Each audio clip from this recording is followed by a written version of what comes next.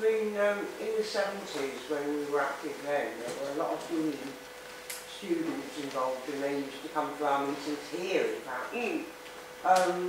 But I get the impression that the students' union has changed a lot, and there's not the means for people to be involved in politics anymore in the universities. Is that true?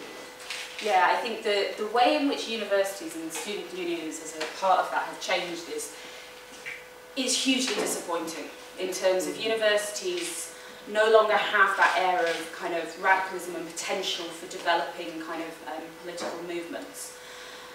Because, you know, consecutive governments' efforts to marketise education and to start, you know, charging vast amounts of money for people to go to education means that there is less space in which to kind of dedicate time to kind of grassroots work, to engage with communities as part of that.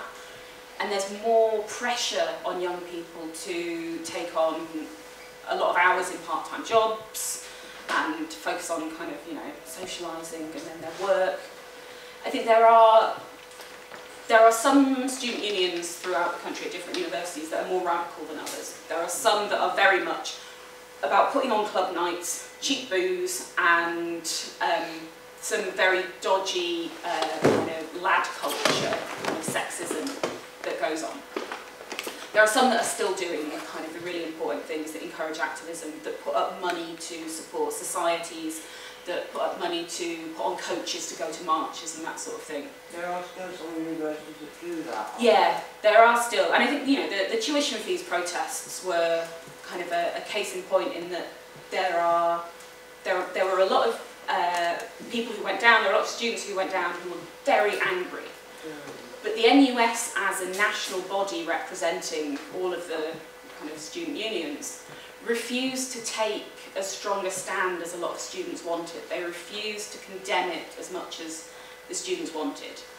And part of that, I think, is a problem of the sorts of people who get into positions of power in student unions who want to go on to be MPs.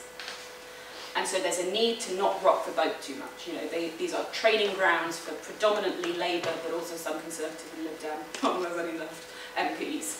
And so I think there's a concern by the people who are in charge of those students' unions not to be too difficult, to be too radical.